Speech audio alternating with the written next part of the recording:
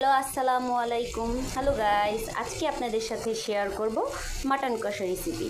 তো আমি এখানে মশলাগুলো খুব ভালোভাবে কষিয়ে নিয়েছি। দেখেন তেলটা উপরে উঠে এসেছে,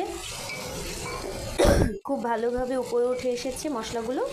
এখন আমি এগুলাতে মাটন দিয়ে দিব। তো মাটনটাকে আমি এখানে টক দই, তারপরে হচ্ছে আস্ত রসুন দেব, টক দই, আদা বাটা, রসুন বাটা এখানে আমি ম্যারিনেট করে রেখেছি। প্রায় 30 মিনিটের জন্য ম্যারিনেট করে রেখেছি। এখন ম্যারিনেট করা মাটনটা আমি এখন মাংসের মধ্যে দিয়ে দিব। এই যে দিয়ে দিলাম মাংসের মধ্যে ম্যারিনেট করা মশলাটা, মাটনটা আমি এখন মাংসের মধ্যে দিয়ে দিচ্ছি, মশলাটার মধ্যে দিয়ে দিচ্ছি।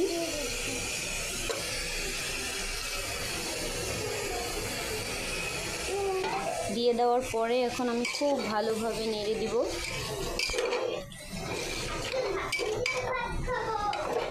তো প্রেশার কুকার দিয়ে মাটন কষা রান্নাই গরু মাংসের মতোই, বেশিক্ষণ সময় লাগবে না, 30 মিনিটে আমার মাটন রান্না হয়ে যাবে।